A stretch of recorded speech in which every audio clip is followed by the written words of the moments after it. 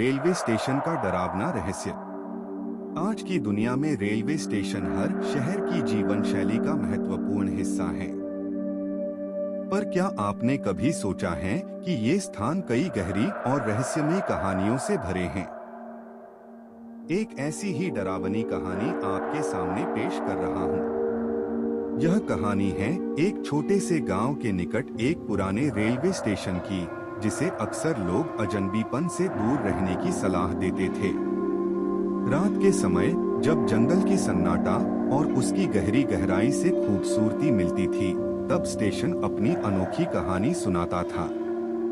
एक बार एक यात्री रात के समय स्टेशन पर खड़ा था। वह वहां अकेला था। केवल रात की धड़कन और उसके आते जाते ट्रेनों की आवाज सुनाई दे रही थी। धीरे धीरे उसने एक आवाज सुनी जो कह रही थी, मदद, मदद करो। यह सुनते ही उसने अपनी आंखें खोली, लेकिन कहीं भी कोई नजर नहीं आई। उसने ध्यान दिया और आवाज के स्रोत का पता लगाया।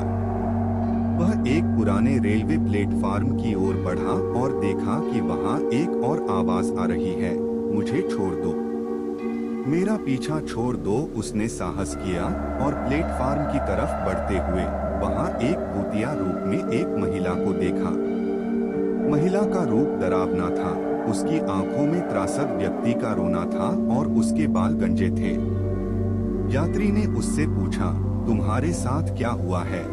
पर महिला ने केवल चिल्लाते हुए उत्तर दिया, मुझे छोड़ दो। उसकी आवाज में गहरा डर और उत्तेजना थी। यात्री ने धैर्य से पूछताछ की, लेकिन महिला के कोई जवाब नहीं आया। तभी एक ट्रेन की आवाज आई और जैसे ही वह झांकता, महिला गायब हो गई। उसने गाड़ी को पकड़ा और अपनी यात्रा जारी रखी, लेकिन उस रात का वह स्टेशन कभी भूल नहीं सकता। यह कहानी डरावनी और अनसुलझी है, क्योंकि रेलवे स्टेशन हमेशा अनजानी और रहस्यमय रहते हैं, जहां कुछ अद्भुत घटनाएं घटती रहती हैं। इससे सावधान रहें, क्योंकि कभी-कभी सच्चाई डरावनी होती है।